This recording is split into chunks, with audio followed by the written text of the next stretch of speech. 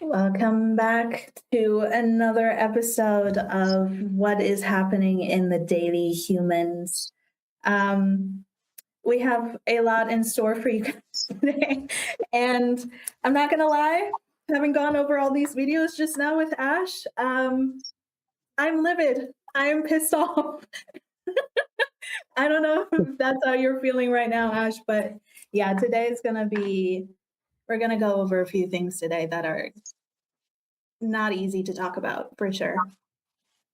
Well, first off today, a video that we found off of TikTok was a video that I discovered a little while ago of a man in Australia. I'm not sure if it's gone viral, but it's definitely garnered some attention. I think it was Adelaide, right? Is it Adelaide? Yeah, Adelaide Airport. Adelaide Airport, wow. Who tried to get into a hotel room. He's blind. He tried to get into a hotel you're room. talking about that one? Yeah. I thought I was talking about the other one. You know, I don't know where the hotel was. All right.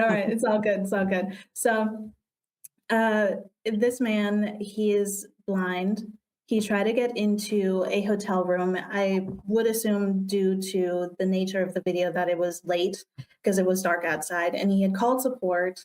The person that had gotten in contact with him didn't really provide much help because the issue that he was facing is to try and get in. There was nothing that could have, there were keyholes.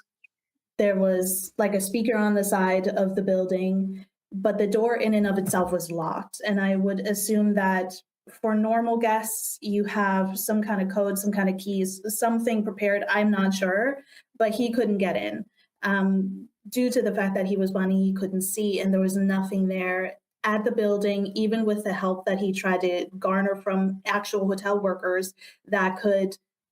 Nobody stopped by, nobody came down, nobody helped this man try to get inside. And then when he actually was able to get inside after struggling to get in for what seemed like a while, there was nothing on the floor to guide him to the elevator. And then when he did get on the elevator and he did actually get on the right floor, there was nothing, like the rooms, I don't even know how to describe it, but essentially were just doors, and then the room number. There was like a little board next to the door with a little room number, and he had to try and sneak through every single, down the hallway, past every single door, and then touch the numbers on the board to try and see which room was his. And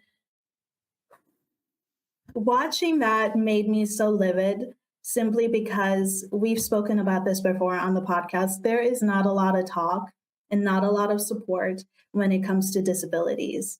Whether you're blind, whether you're hard of hearing, whether it comes in any other shape or form that may or may not be visible to outside sources. But the fact that nobody came by to help this man that worked there to get in and to get to his room, that there was absolutely nothing at this hotel to even guide him to the right room for people who do have disabilities, it just made me livid because well, I saw this video, I think like a couple weeks, a month ago, I'm not sure. Just recently here in Germany, I think a week ago, this country passed a law that no business here has to accommodate to people with disabilities. I've said before, I think in a prior episode where Ashley and I both have discussed our own struggles with our bodies and things that have inhibited us on a day-to-day basis when we've either had like an injury or something happen in our lives. And I think I mentioned then that I've noticed, having lived in America and then moving to Germany, that there is not a lot of access for people with wheelchairs. There's not a lot of access with, honestly, a lot of different things when it comes to disability. You do not have ramps. Everything is a stair. Maybe on some elevators you have the braille, but it's also very limited. And just recently, like I said, they passed a law that no business has to actually accommodate for your disability. So if you go to a restaurant and you have a wheelchair, they don't have to make space for it. They can kick you out and tell you that you can go somewhere else, or that they don't accept you, that they will not make accommodations for you for your safety or your comfort.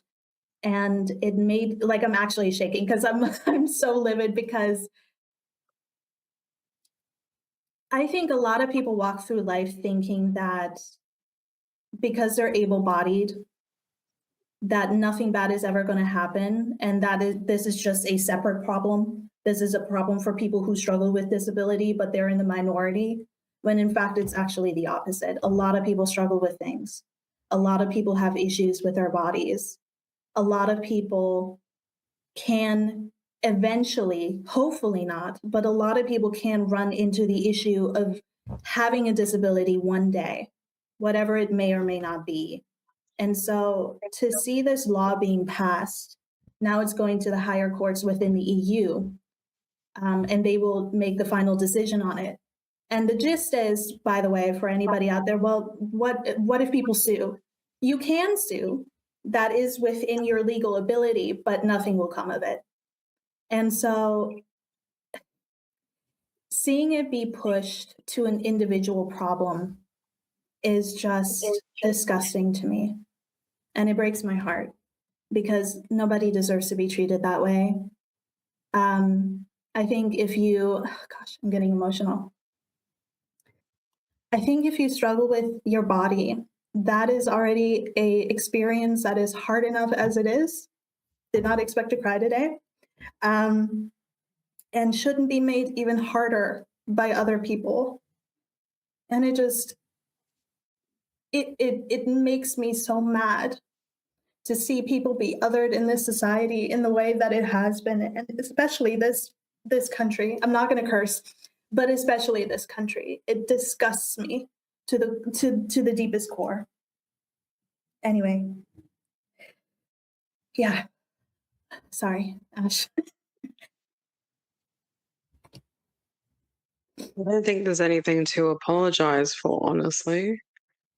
It's not as if anything within society was built for anyone else but able-bodied people. And I mean, society is a great reflection of, we don't accept anything that's outside of what we deem as normal.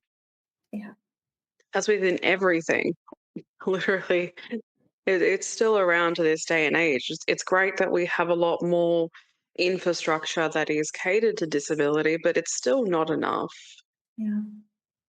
To the point that some people can't enjoy rooftop bars because it's just stairs and there's no elevator, to the point where, if an elevator shuts down, there's only stairs for hotels or anything. It's there's so much. Even when you go into a shop, it's not big enough to cater Yeah. for an electric wheelchair, or any wheelchair, honestly. Even prams, you see some parents struggling with that, but the disheartening the disheartening part is the fact that you can clearly see that disabilities exist, and yet human beings still choose not to build with that in mind. When the reality in mind that anyone can become, as Nina was saying, disabled. And you can't control that. That is whatever way the body moves, and whatever happens, you can't control whether it happens or not. And that's speaking from experience. But not even just how the infrastructure is, but I always come back to the reality that it's human beings. It's human beings. I mean, you can be discriminated against in the hiring process of looking for jobs. They won't admit it because that's discrimination and that's illegal. They wouldn't admit that. They would find other ways to try to essentially deny you without being honest on the reason that they're denying you, because you're just too much of a liability. I don't think this is universal, and I wouldn't put it out that it is, but I know that it's a reality. I know that if you can't lift a certain amount, if you can't sit for too long, if you can't do certain things, it's just there's too much in need to accommodate you for some people's mentality.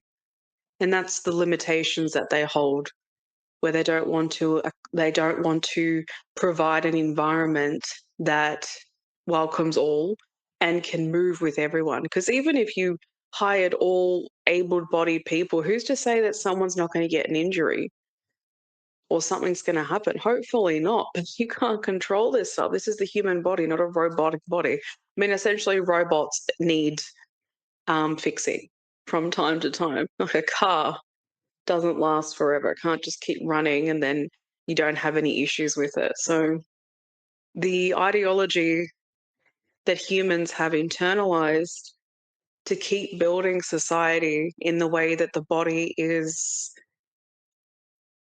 I don't know, immune, superhero, Wonder Woman, Superman. That's what I think of. That's what I think of it as, is that society continues to create society in the ideology that the human body is completely immune. There's no problems, there's no issues, because essentially there's so much to get from that human body that they can squeeze. For some human beings, like it's like squeezing as much productivity as they can out of you. And when you're no longer in the use of that productivity, it's a disregard. Again, it's not universal, but it's there. Experiences, stories, you name it. So even the incident that I mentioned at Adelaide Airport was a guy who posted a video on TikTok talking about, or not talking about, he was showing that a security guard, I think, wasn't letting his mum pick him up from the airport, the front of it, where there was a disability parking. He wasn't letting her because I think she didn't have a disability sticker or something on the lines of that. Yet it's a disability park where you can pick up people who are disabled. So the video was just the unfolding event of the security guard denying his mum picking him up there and basically saying that if she does, she'll have to pay a fine or $400, I think. And I mean, where else? And even he said in the video, where else is she going to pick me up? Because all the other places are not made for people with disabilities. This spot is. So it's mentalities within human beings that is also the reflection that you're seeing within society. Like everything that's been built and instigated, well, yeah, installed, everything that you're seeing came from a human being. So their ideology and how they provide the space of what they've created really shows you where they're at with the thinking and the mentality. So it is insane to me to ever think that disabilities are, I don't know, something that, how do I say it? It's like, it's not inevitable, it's people get chosen to have a disability. It's treatment of like, it's so rare, even for Germany to install something like that. The people that want to install that law could easily be disabled by tomorrow. They can't control that. So yeah, it doesn't surprise me. It doesn't know. And you're right, I don't know if I ever shared this. I shared this with Ash and another friend of mine, but I don't know if I ever shared this on the podcast. But obviously, I've mentioned it here and there. I did have a heart issue a few years ago that I'm still recovering from actively. But at the time, I was very much in bed. I couldn't walk much. I didn't have much energy. And then when I regained a little bit of that strength, I would start to try and go out a little bit more, start to build up my endurance a little bit more, little by little. And one time, because I was living with my mother, am living with my mother, she and I went grocery shopping, and we couldn't. Obviously, we don't have a disability sticker. I do get acknowledged as disabled here in this country. But I didn't have a disability sticker because obviously this is the heart and you're not in a wheelchair, you can walk. So we couldn't park on those parking spots, but there are parent and child parking spots here in Germany in some grocery stores parking lots. And it was free. The entire parking lot was free. We're in one car, two people. We park there at the children and parent parking spot because it's closer to the entrance. And thus, because I can't walk that much, I have to be as close as possible in and out of the place because at the time I was very frail.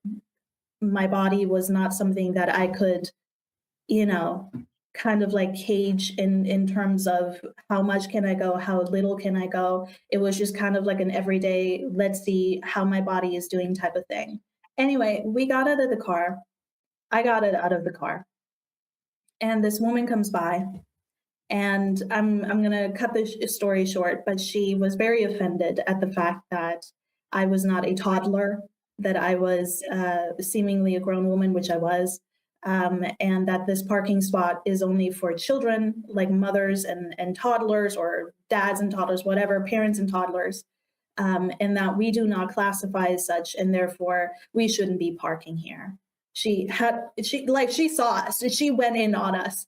And my mother didn't react too greatly to it, but I kind of remained calm in the moment because I had gone through this a couple times now where, like I said, if your disability is not visible, a lot of people tend to just assume. And I understand there's a lot of people who take advantage, but I try to explain it to her that I can't walk very far, that we had to park here, and it's not illegal. There were plenty of others left over. Anyway, it would have probably been like a 20-30 minute thing for us to be in and out of this store. Either way, this woman wouldn't let up, and eventually it started into a little fight, and then we parted ways. But it's moments like this again where I'm just like, I hate quoting this, but it's the truth. You don't know what somebody else is going through, therefore you shouldn't assume. That's first. But second, to take the right away from people who are already struggling in a world that's already as tough as it is, I think is a kind of insidious nature that is beyond me. I mean, it goes further than just the disability talk. Like you said, Ash, our bodies get used in labor. It's you're only good to the society if you're able to contribute to its capitalistic heart. And if you're not, if you're different in any way, if you choose not to adhere to those rules or those structures, or if you think outside the box, if you will, there is something inherently wrong with you. And I will never be able to understand why the world is the way it is, or why people choose to be this way when we can be better. But alas, it is this way. And there are people who enact these laws because they don't give a damn. And I think it's very important that, at the very least, in our day-to-day lives, before we go and attack people, before we go and assume what somebody is or what somebody isn't, where somebody is, where somebody isn't, or what their worth is, either on appearance or projection, take a moment and, at the very least, ask a question. You don't need to go in guns blazing on every single situation. I think when you don't know what is happening in that moment, in that parking lot, or with that security guard at the airport, he could have just let that go. But no, people like that take so much pride in wanting to be the little lord of the land in that moment. And I think it's a problem. Mind your business. If you see something that's inherently wrong, step in and say something, sure, but don't just assume that something bad is happening when you don't really quite know the situation of the individual or the person that you're encountering. Ask a question. Try to appeal to your own and their humanity a little bit. I don't know. So yeah, it's very frustrating, for sure. While you were speaking, I was thinking about the fact that, well, I have disabilities, and the way that I think the external, when you tell people, it is quite interesting when you think about the unfolding events of what people do, which is why I said what I said before, that people's psychology has built this society. Because I know for myself that a lot of people do not think about it and really put that in the space of this is what she has. I know that a lot of people think from their own internal space and they don't take in stuff that they don't see or experience themselves. It's kind of like people that think that their experience is universal. It's very self oriented. And that's what this society is. It's very self oriented to the people who have built it without thinking outside of self and other people that have also become a part of that conversation and said, hey, let's build this restaurant, but let's build the same as many other restaurants and not realize that you might have someone who is on crutches that wants to come in, and do you have room for them to be able to get through? You know, is the seats comfortable for people who have back issues? Even like the seating is always difficult. You could only sit for like what 10, 15 minutes before you start feeling it. Yeah. I know it looks good, but it hurts, especially for those of us who have lordosis or and anthelythiosis. I don't even know if I said it right. That's what I've got in one part of the disabilities. Um, but yeah, there's a lot of self in a lot of things, and I was a part of that too. I'm not saying it in the way like, oh my god, look at me. It will never be in that light, but in the light of awareness that if someone is saying to you, I've received this diagnosis, this is what I have, it's about realizing that this is now in the front center of what their experience is going to continue to evolve through. It's not going to disappear. And just because even if you can't see it, that doesn't mean that you should eradicate it from your mind that this is what they've told you. It's keeping it there, especially if you care about people. I can't imagine someone telling me about an allergy and I just like completely disregard it because I can't see it. Like, I don't know why you would do that or why you would feel like that would be a valid choice to make for your friends or family or co-workers, whoever it is, human in general. So telling someone that I have a disability and then being met with the expectation to still meet these expectations that people have is incredibly disregarding. It's not as if, and that's another thing too. I think some people have this really unfortunate mindset that people choose this stuff as well. On one side, you have people that don't want to acknowledge that you have it. On the other side, you have people that see that you have it, but think that you can still meet their own internal requirements of existence. Like you should be able to move the same, talk the same, do the same things. And it is the thing of, have you ever researched? I mean, with all the people you've had in your life, I do wonder, does anyone ever talk? Because I don't doubt for a second that having a whole family system, that there wouldn't be people that have gone through their things and there wouldn't be like the fact that there's clearly no communication that's been had for everyone to act like everyone's able bodied and totally fine. There's just so much pretending to be normal, whatever Yeah. people have labeled to be normal. And I don't understand why we're holding on to that so closely to us when what's normal was actually, it was never actually about society. It was about the self preferences of the individuals that wanted society to be reflected that way. But that's not actually the reality. There's no such thing as normal. It's just human. It's the human experience. And you have people that are able bodied and people that are not. You have people from different backgrounds. You have so much out there. So why would you box everyone into a small thing that can't hold even a single individual? It's nice to be heard, seen, and validated, but a lot of people with disabilities really do struggle with that as well. Yeah. Fully resonate.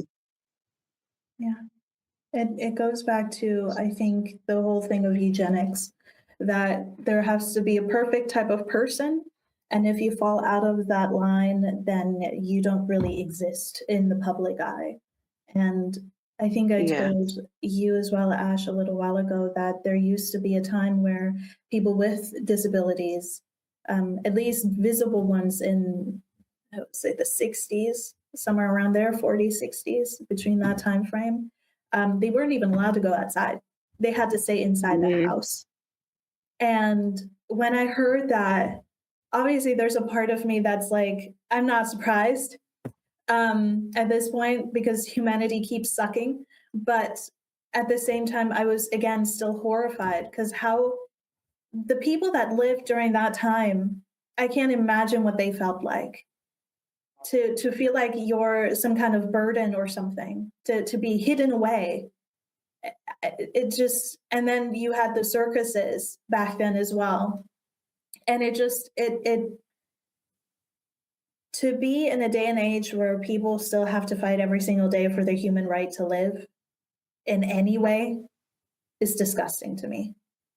When it comes to gender, when it comes to identity, when it comes to ability or disability, when it comes to race, when it comes to anything, to still be in a space where society pushes back so hard against just existing and the right to exist as you are and as you want to.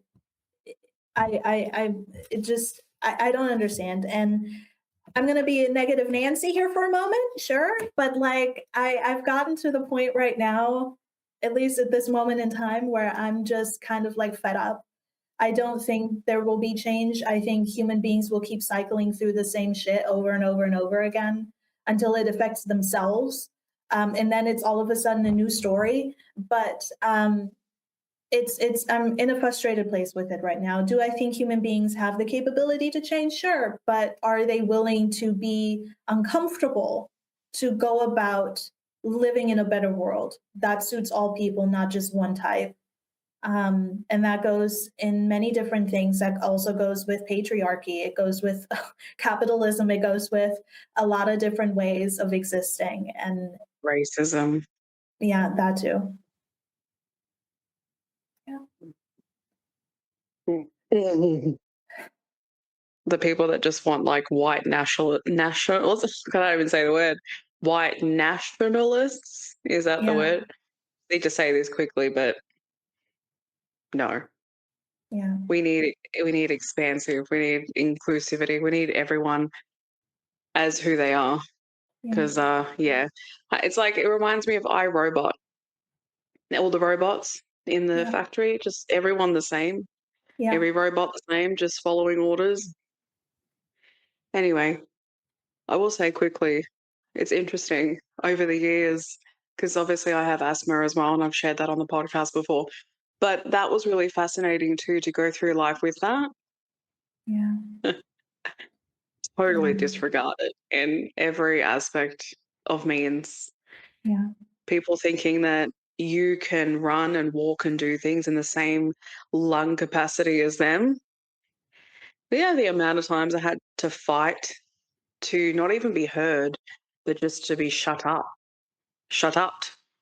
So it's not even a word, but it's basically just let me just give you what you want so you stop talking about it or complaining about it. But it's like, that's just the reality, is that you're thinking from a self point of view. And you have someone telling you, I'm an asthmatic, I can't keep up with you. Why are you walking so far ahead? Or why are you expecting me to meet the same pace as you? And even some days you're a lot more inflamed than other days. Or if you're recovering from a cold or a flu or a chest infection, it takes us longer to recover from that. It's not just the virus, it's also what affects capacity to breathe, like the ribs, the lungs, the expansion. Like a lot more is affected for us. And it's at the end of the day, like I'm saying, it's all about expanding beyond yourself. I know the difficulties of doing so, especially when you're in your own survival and your own fight. However, to have people in your lives, to be around people, to exist in the human experience, we need to, for each other, expand beyond ourselves. Otherwise, no one gets heard or seen or validated. The next asthmatic that actually, you know what? You could have a child that has asthma, and now you need to go through the process again to validate something that you weren't validating with a mate. So I feel like the universe, well, not even the universe, the human experience has a way of really giving people the chances to learn from their mistakes, but we're just not doing that. Or I think human beings can't do that quickly because of the generational loops that we're facing. It's not as if we just came onto the earth like 10 years ago. We've been here for a really long time, and that's a lot of shit. We've got a lot to learn. For sure. Shall we move on to the next subject, my friend? Yes, let's move into the next subject. All right. Well, next up, we it just keeps on giving. It keeps on giving this episode. Well, Ash, I don't know. Do you want to introduce this one? Because you sent this one to me and I was horrified. You go, you take the Okay. lead. Okay. Well, we get together, obviously, we share videos to see and discuss what we want to talk about today. And Ash sent in a video of a man and the context of the video was a little picture, a woman on a couch with a baby asleep, looking exhausted, looking tired. And the question above the picture was, what would you do if you saw this coming home? Something. And the man in the video was like, I'm having a hard time having to say these words, but the man was like, I would pull her undergarments to the Look them to side the side. and have a snack, let her wake up with to a snack or with a snack or something like that. And um, the the video was stitched to another man, and he had talked about how disgusting it was. And today we shall give our commentary to that as well. Yeah. Should I go first? Do you want to? I don't know. I'm a little bit afraid of this one, to be honest, because I have to breathe. Woosah. Look, there's not a lot to say apart from the same thing that I say, that I feel like I say a lot, and I will say forevermore, is that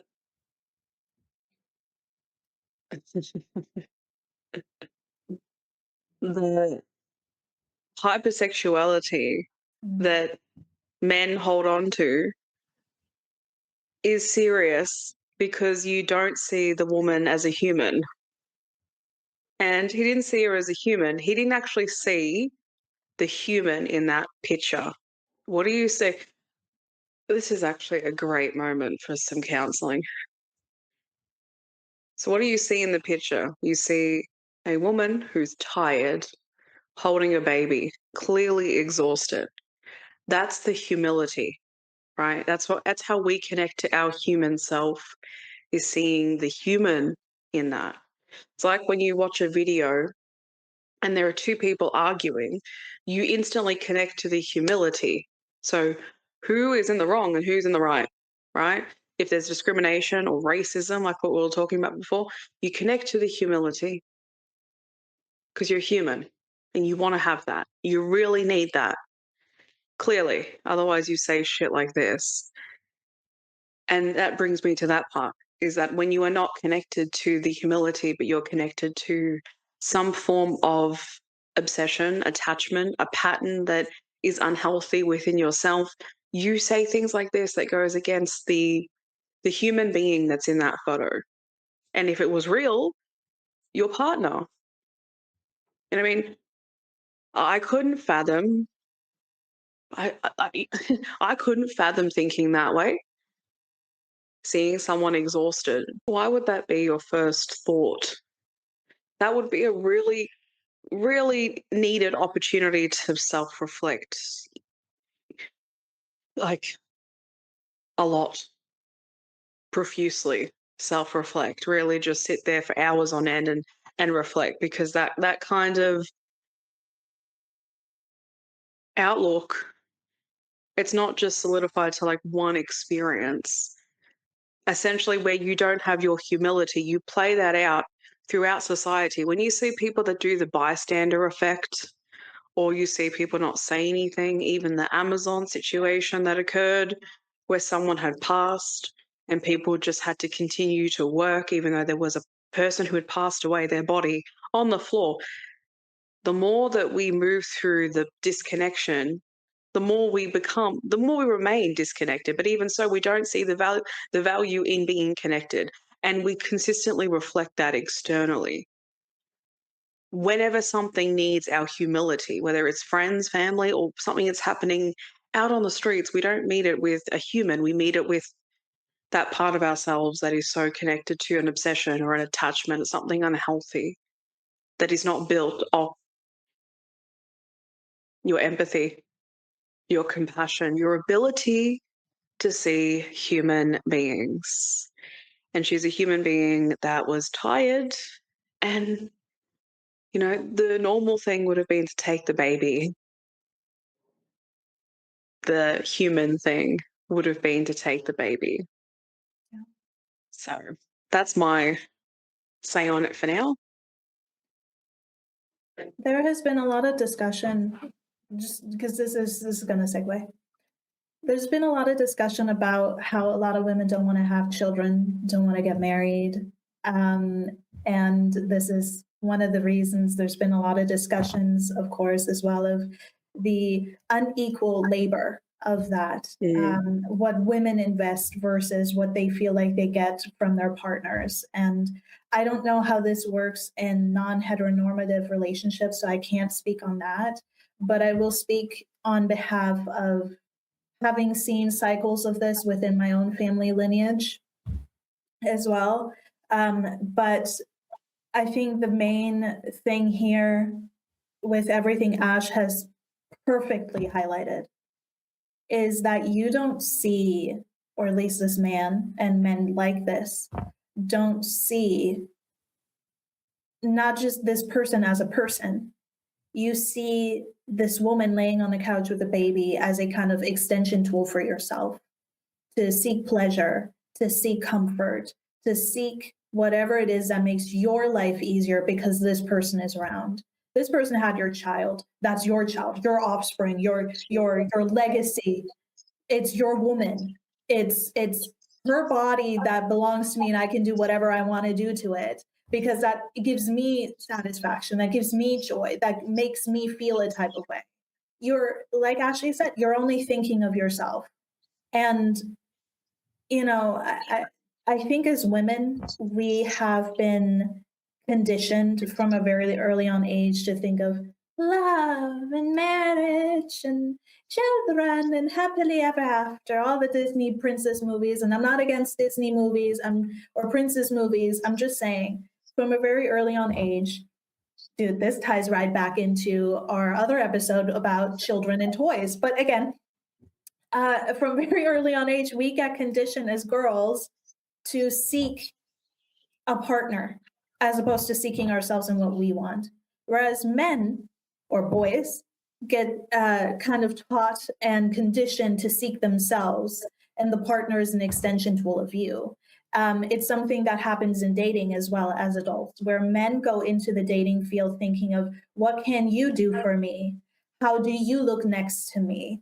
What can you give me that makes me a higher status in the eyes of other men? And to use human beings as a tool for yourself, for your gratification, for whatever it is that you're trying to level out here is beyond me. Like, I can't conceptualize that because I don't see people that way, but I know it exists and it boggles my mind every day. But something that I genuinely want to say, and on top of the conditioning that women and young girls get, is you're raised not only in seeking a partner, you're also raised on forgiveness, having to forgive. You should forgive. It's fine. It's just a man, or it's just this person. You should forgive.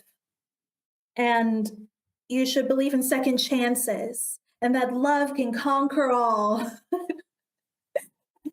If you just endure, if you just get through the rough patch in this relationship. I know he's cheated a billion times, but women get raised on this thing that we have to be ride or die. And if you're not, you're just some floozy. You're not a real woman. A real woman stands by her man's side no matter what he goes through. That's the rhetoric. And the thing is, the second chances and the forgiveness and the idea that love means enduring is not true. It's not real love, because enduring without reciprocity is not love, it's labor. It's labor. And that woman not only just loses things within her body, because if you decide to get married and have kids, that child takes from the nutrients in your body. A lot of women are not as healthy after pregnancy as before. Some women do. It varies. But the variable of being a wife, a mother, not just to your child, but also to your man, because you're going to have to raise your man. Just the variables and the struggle within that, and just the overarching discussion that a lot of women have had over the years, rightfully so, that we need to take our life back and ourselves back because the variables are too large. The chance for a man to just one day walk away is too large, because a man doesn't bear the same responsibility as a woman does within a patriarchal society.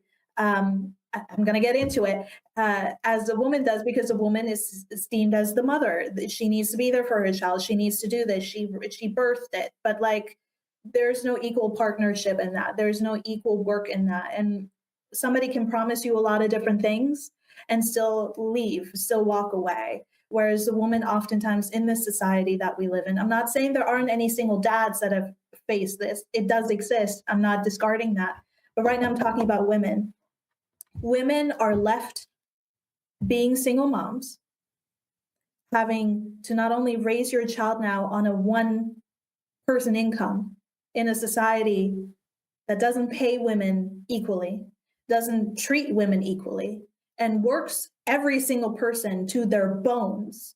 So less time with your child, then you have to go through the emotional guilt of not being with your child. In a patriarchal system where then that woman gets blamed for not having a husband, for not having a father for their kid. And then when that kid, God forbid, it's a girl, goes into the world, oh, you have daddy issues. Oh, you have daddy issues. And if it's a boy, you have your bros, we're together. But actually, you do still have daddy issues, because now you're seeking validation from other men around you. And that's how we get into the manosphere thing. So it's a cycle that continues going. And the fact that this man has taken the video down as of now, but to look at another human being and think of my pleasure first, somebody else's identity and experience does not matter, again, ties back into the first thing. But like, it's just so incredibly disgusting to me. And please, if you take nothing from anything that I'm saying, understand that endurance is not love, it is labor. And it is not labor that you need to give to somebody else. you're worth more than that. And I don't, I know I talk about women in this instant, but this goes for anybody. If you're in a dynamic or in a relationship or in work or whatever, where you're having to endure pain, insane amount of pain, for the sake of hopefully someday this will work out, this will choose me, this will happen. That is labor. It is emotional, mental, physical labor. And you deserve more than pain, especially at the hands of somebody else or the negligence of somebody else. Yeah. Mic drop. Hmm. I think we already know the hyperfixation that we've grown up with is meeting a partner and having the life of all of that, as well as career, the same shit, different day rhetoric. But the thing that I think the preach of being with someone has been and still is prioritized above who people are. Because I can't imagine being in a relationship with someone who doesn't see humans as humans and thinks that talking about people like this is valid, or even thinking that way about me is valid. I'm more than just the body parts that are so over sexualized, like a living, breathing human that has hobbies and likes and dislikes. Have you ever watched the extended version of The Lord of the Rings? I highly recommend. There's so much more to the human experience other than just boobs, ass, and genitalia. I feel like having some humor now and then, but it's just the fact that human beings have always gone over the line. And I don't think they know. No, they know, but they're not listening to the reality that we're tired of it going over the line. This is over the line. Well, getting to the point where you no longer see actually being at the point where you don't see a woman as a human, I would be really red flagging that to myself if I was thinking like that. If I started to see all of that instead of people as people, major opportunity for learning at this point. But it's always been just another one of the most unfortunate parts of living in the human experience is the prioritization to just be with someone and then you're validated. Like, it's absolutely fine, no matter if they speak like this, no matter what they do. It doesn't matter what they do, as long as you have someone, it's fine, it's valid. No one has to sit there and ask you, why are you single? Why aren't you this? Why aren't you doing this? Why aren't you doing that? Like, don't you want a partner? Don't you not want to be alone? All these questions, when it's kind of like, the real question is, do I want to be with someone who makes me feel like I am not a human or worthy enough to be a human or worthy enough to exist? Or makes me feel like what I'm asking for is beyond human measure when it's the bare minimum? Do I really want to be miserable like this, like the many other people who are sitting in counseling sessions, psychologist's office, talking about something that they shouldn't even be going through? Because there was no teaching, there was no learning or understanding or even a, a priority for us to care about who people are. Clearly, because of what's happening in America and Germany and Sudan and Congo and the many other places where human beings are given positions of power that they shouldn't have. Just to add that in there as well. Honestly, even if you think that this doesn't correlate, it is all about human at the end of the day and the psychology of human beings and getting to the points that they get to where they don't see human beings. That's where this is all at. And it all connects. It all connects. Whether you think that it doesn't or not, you can keep thinking that.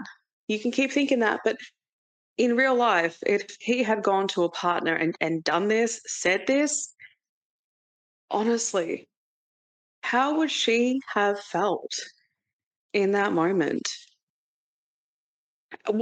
Would she have felt violated? Most likely. Even the remembrance of my partner didn't see how tired I was. Instead, he saw me as, pornography. Or if I can't say the P word, pornography. It's something you don't forget when you're seen less of. It's a big thing to not be seen, heard, and validated. That's my finishing paragraph to this particular topic. It does flow perfectly, though, into the next one, which is a video I saw, I sent, and I was like, we got to talk about this. Essentially, it's talking about a woman. She was ranting a little bit. She was releasing about the never ending growing list of requirements when it comes to somebody getting married. Now, I want to preface this in saying I'm sure it's getting married, engagement party, all this stuff is different for everybody, person to person, culture for culture. But I want to kind of list some things off that she had mentioned of kind of the list of stuff that you're, as a guest, or maybe even somehow participate within this celebration, are kind of like required to now to adhere to. So, an engagement party, a bridal shower, a bachelorette trip. It's not just a party, it's a trip. A rehearsal dinner, a welcome dinner, the brunch after the wedding day, outfits for all of these things, flights, hotel rooms, PTO, pay time off, um, getting a gift from the registry, and then the honeymoon fund.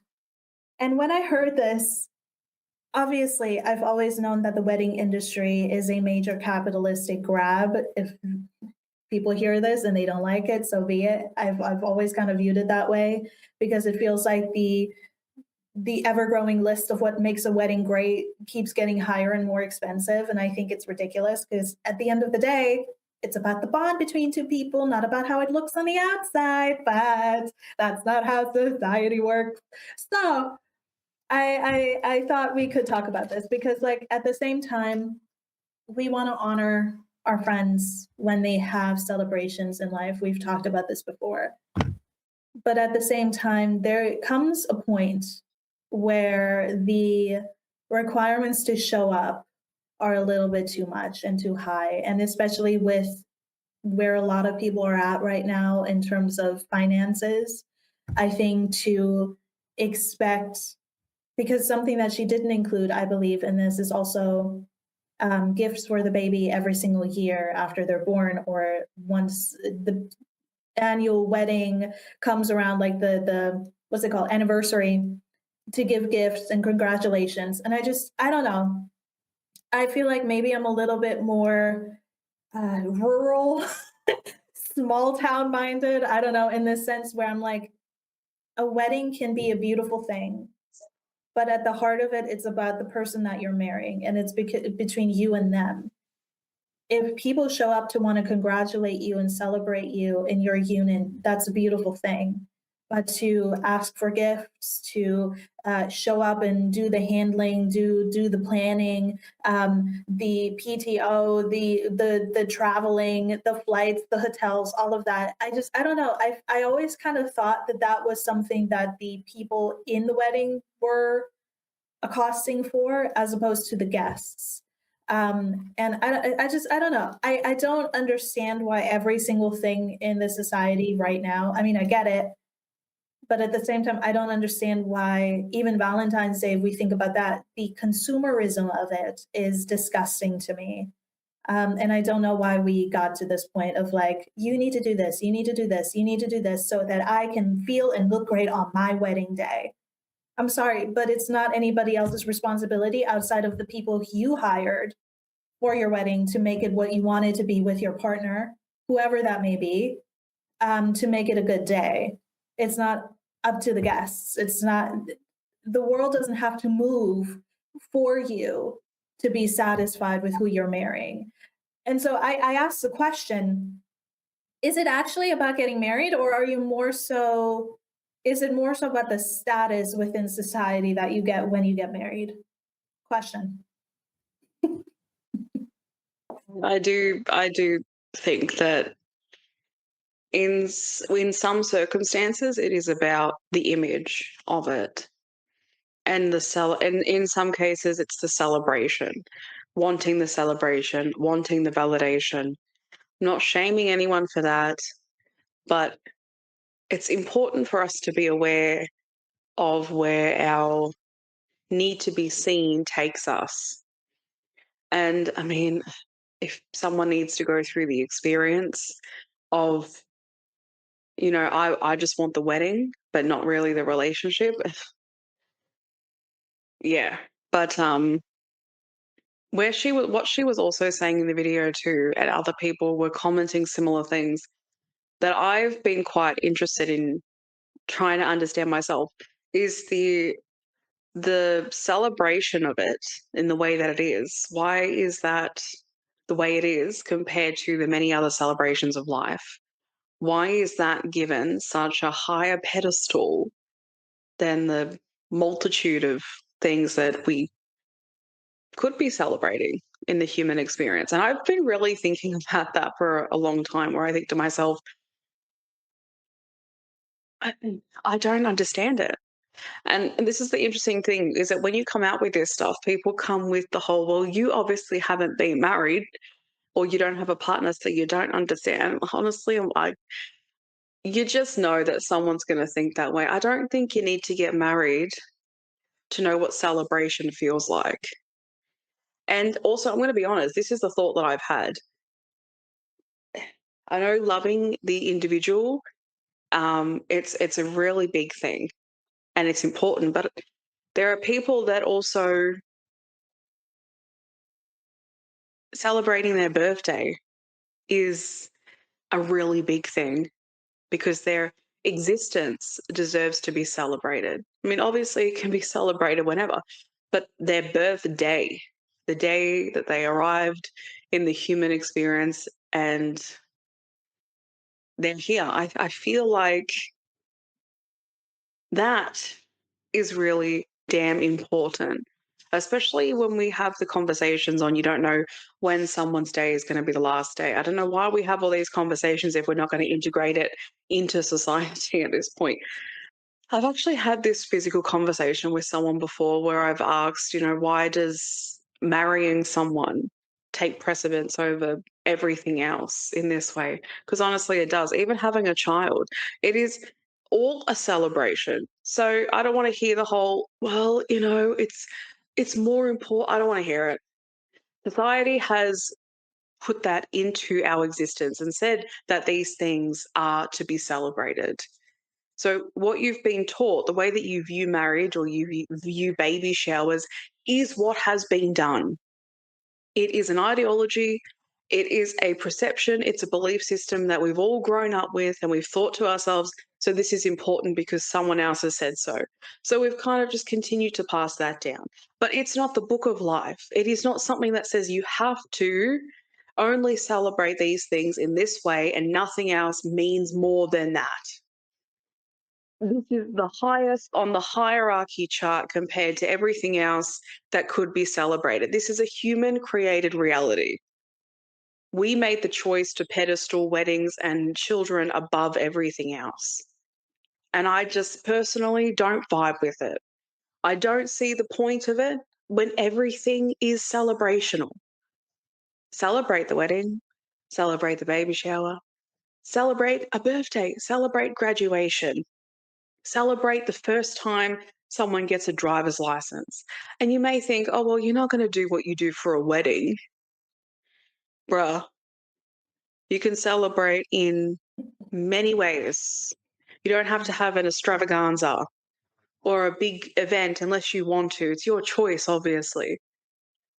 The point is, stop limiting celebrations to things that anything should be celebrated. Anything could be celebrated. And honestly, they should be prioritized on the same wavelength as marrying the love of your life.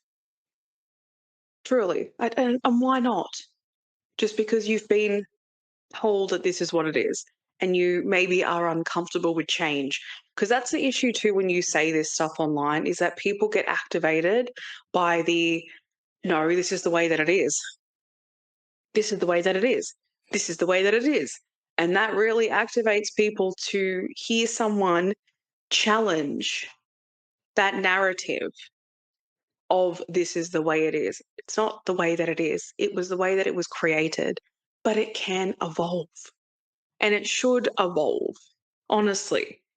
It's actually pissing me off a little bit, just how validated that part is, but other things are backburned. And if you go on TikTok, and it's disheartening. If you go on TikTok and you type in, I don't know, I don't like my birthday, just look at the videos that pop up and the thousands of comments from people who know what that's like. And it's all connected. It always brings me to society is hypocritical. You talk about statistics on mental health. Yeah, you have thousands upon thousands of people here that talk about how much they hate their birthday. I don't know a single person who doesn't struggle with their birthday, including myself. And that is because of other human beings.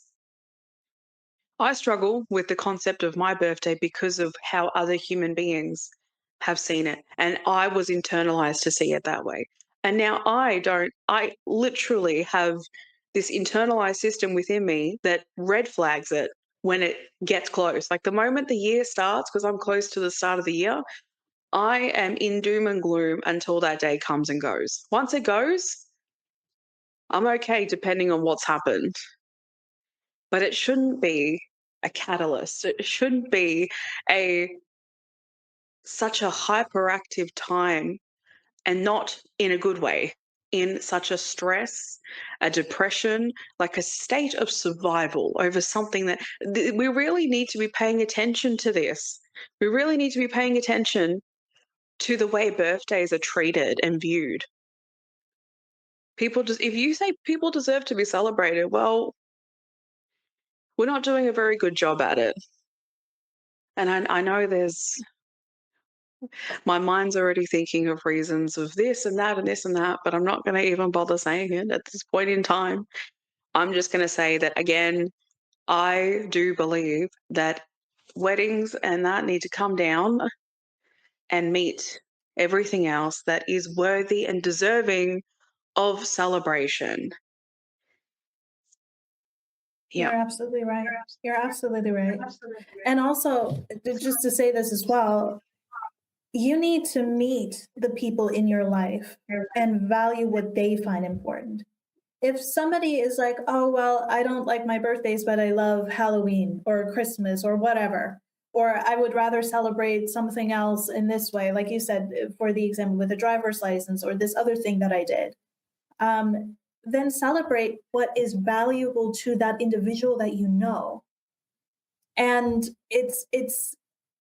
I I saw a video this morning that where a woman was like, I feel so stupid for being affected this way. But I have a birthday coming up in 3 days, and my mother remembered it 2 days prior. And so she asked me all this information and about my birthday, when it's going to be, when I'm going to have it, what I want to do. And then it turned out that this woman, her mother, just wanted to make herself look good in that moment on her birthday. And she was like, I don't know why I'm feeling this way. I know I'm older now. I shouldn't be this connected to this issue. I know what she's like, but I'm still feeling emotional. This makes me feel upset. And a lot of people in the comment section were like, yeah, of course you're upset because this is your day, and she made it about herself. And it Used it for an agenda. exactly. And when I think about my birthday, because it's what, in like 2 months, I have a very ominous feeling. Like Ash said, it shouldn't be that way. When I was very, very young, before the doom and gloom hit on birthdays, I would say that happened around 8, 9-ish. But when I was a kid, I would look forward to my birthdays. Now, turning 30 this year, I thought about it, and I'm just like, well, there are things that I would like to do, but I'm not capable of doing due to finances. So what else am I gonna do? And then it's just like this dark shadow that overcasts. It's like rainy clouds, all of a sudden moving in, and it's ridiculous because it shouldn't happen. I understand there are people who want to celebrate, other people who don't. There are people in the middle. I get it. Everybody's different with it, But the fact of the matter is, everything that Ashley said is absolutely correct. The way that you celebrate major milestones like weddings and such is because society, patriarchal, patriarchal, patriarchal society has set up weddings and marriage as a confirmation of your worth as a woman in society. That's why it's set up the way that it is. That's why it is the way it is. That's why women freak out about the wedding dresses. That's why, oh, I have to get skinny to fit into this dress. That shit never made sense to me. Like, what do you mean? The dress is supposed to fit you, not you, the dress. No. It has to be this designer. I have to look this way. I have to do these things. And listen, if you want to do that, that's your prerogative. I'm not shaming you. I'm just saying, like Ashley pointed out, these are ideas that were put into place. But it is just that, it's an idea. And you can celebrate anything in life. We even made a whole episode before, one season 2 or something, about how you need to celebrate your everyday joys a lot more. And that is very true in this conversation as well, whether it's driver's license, whether it's graduation, whether it's your birthday, whatever it may or may not be. It doesn't even have to be these things. If you just woke up and you're like, you know what, I want to celebrate, I want to have a party, let's go have a party. Why are you disregarding people and their joys when it doesn't suit the narrative of what society has told you is acceptable? I don't get it. Marriage, that party, engagement parties, marriages, all of that, right? The ceremony, it's a beautiful gesture, but that's not where the power lies. It lies in the connection that you have with the person that you decide to be with. So I feel like that should be the emphasis. And it's the same thing with any type of relationship as well. It's the same with friendships. And the discussion that we've had before about you need to love your friends with as much passion and intensity, or at the very least, heart, rather than chasing some abstract prince or hero that's going to come and save you. That's going to be the love of my life. No, the love of your life is the love of your life and how you choose to engage with the people who are a part of it.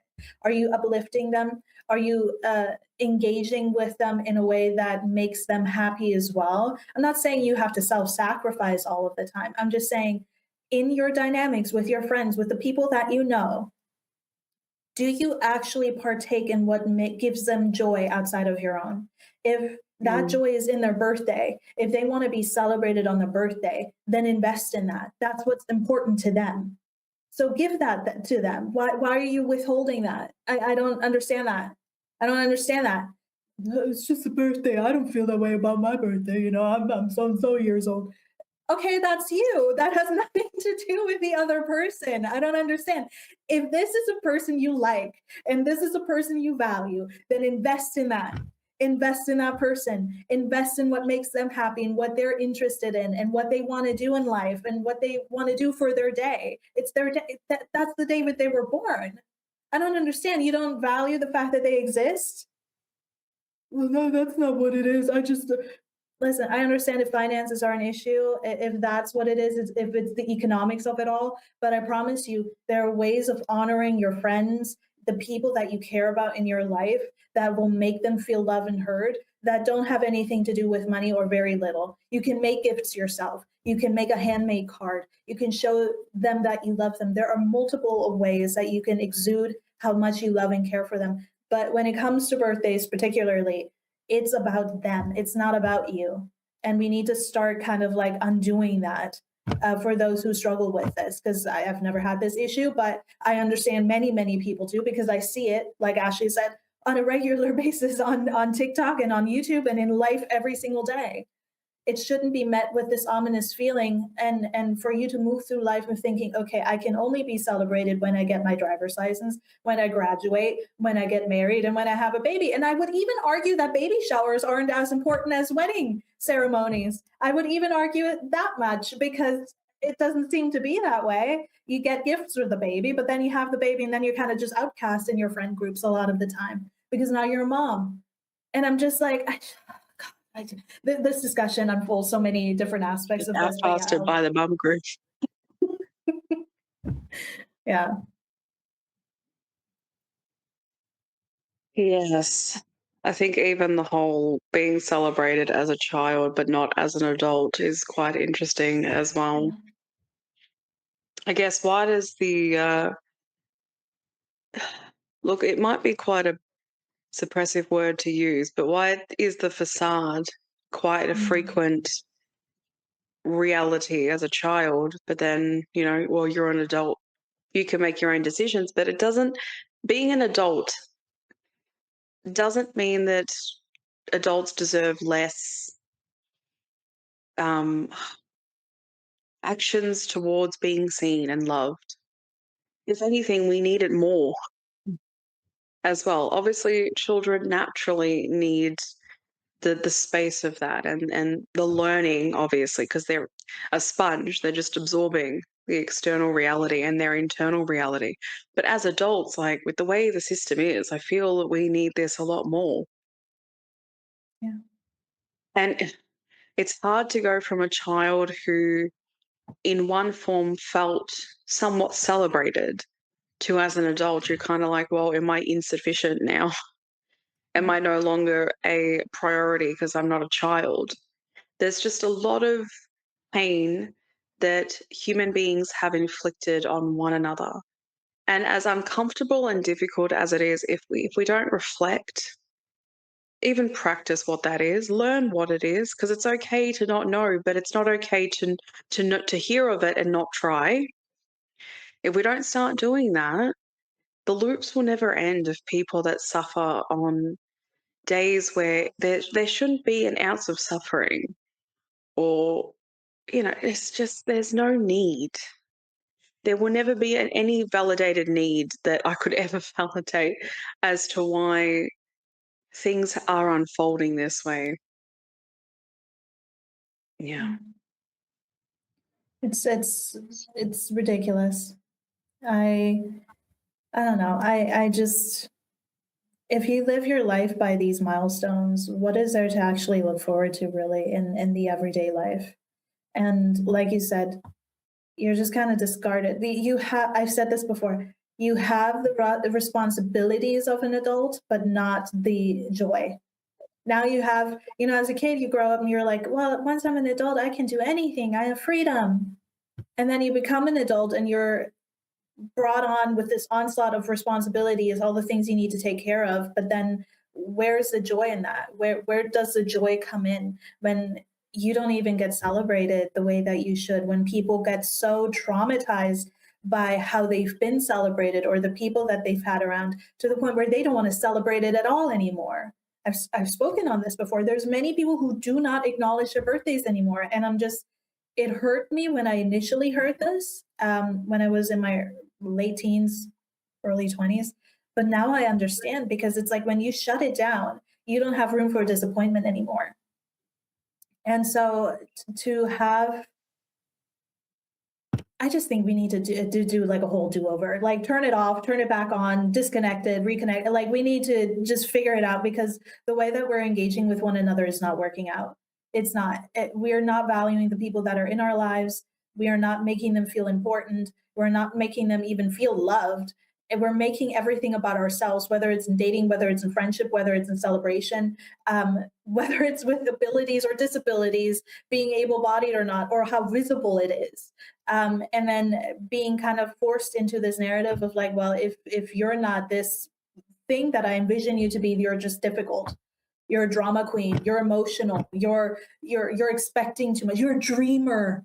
Oh my God, how many times have I heard those words in my life? And it's ridiculous because we expect more. We're dreamers, we're emotional, we're dramatic, we're being extra. Like, no, we deserve more. That's why we demand more. And there's nothing wrong with that. If you want to do less, if you don't want to do anything at all, that's valid. But like, don't put that onto other people who actually do. I'm getting pissed again. I do think as well that people only look for, well, not only, but I think people think about that celebrational aspect of a wedding or a baby shower. Because as I said before, when you go from being celebrated as a child to not, I think the attachment forms of needing to find things that society validates as worthy to celebrate, and then having those things so people are able to experience the dopamine from that again. Right. Yeah. So that's another problem, is that we've made it. I'm not saying this is actually, you know what, I'm not even going to say that. I'm definitely going to say I think there are some people that have had children and gotten married to be able to feel that hit of seen again, Yeah. celebrated again, loved. You know, the mind and body's need of that reminder, because there's been a lack of that in their life. I don't doubt it for a second that there are people that have done this because of how pedestaled we've put weddings and baby showers, the things that should be celebrated. We've pedestaled them so much that they become an unhealthy form of attachment for people. It shouldn't take that for you to see someone, or it shouldn't take that for you to be seen. It's just human and being in the human experience, not the constant productivity of your experience and what you're, the bingo card of the life list that you're ticking off. And that's when you're validated and seen, is when you tick off the next thing. You get your career, you get married, you have children, tick, tick, tick. You're seen by the boxes that are ticked. And then when that ends, the celebrational period ends, you try to find the next thing that you can be celebrated for. What's next on the list? So that I'm seen again through this. We've set this system up. We have set this system up. You can, get annoyed at people that do this, but, well, we have made it that, you can only be seen through that. So change the narrative. Let people know that their existence is seen, whether they want to get married or not, whatever it is, whether they have a child or not, you're seen no matter what. That's all I have to say. I'm out of words. It's okay. I will leave it off at this. Like, I think it is an incredibly brave and beautiful thing that I can't even really put to words how amazing it is to see so many people now, young women now, reclaim their lives and figure out what it is that they want to do with themselves. To decide for themselves, I'm not going to have kids, to decide for themselves, I'm not going to live my life, to one day aspire to be with somebody, to be somebody else's something. Um, I think it's a beautiful thing to take the reins of that. And apparently now, single women without children past the age of 28 are now in the majority. So it seems like the numbers are rising, and that is a beautiful thing. Women are getting education. Obviously, there are places in the world where that can't happen just yet. And we have to continue to strive for that and work towards that equality and that accessibility to a life outside of your connection to a man or patriarchy as a whole.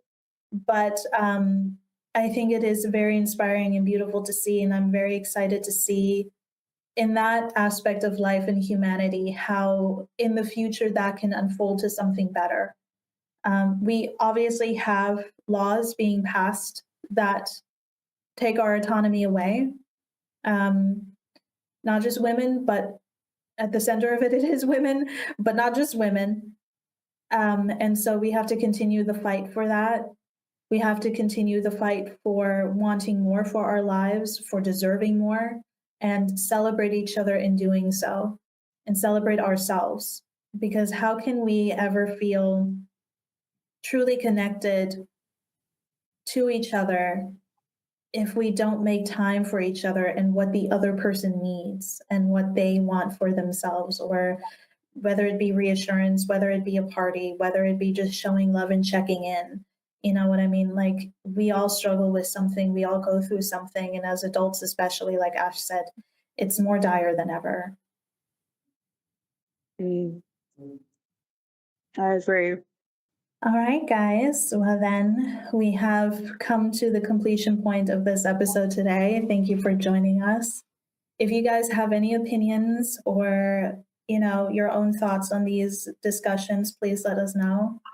It would be great to have engagement with that. But yeah, until next time, which hopefully, I mean, I can't guarantee that it's going to be anything better, but I love the conversations that we have about these things, even when it's a difficult and, multi-layered discussion. But yeah, thank you for joining us. And thank you, Ash, for sharing your wisdom. I definitely took a lot of what you said in today for sure.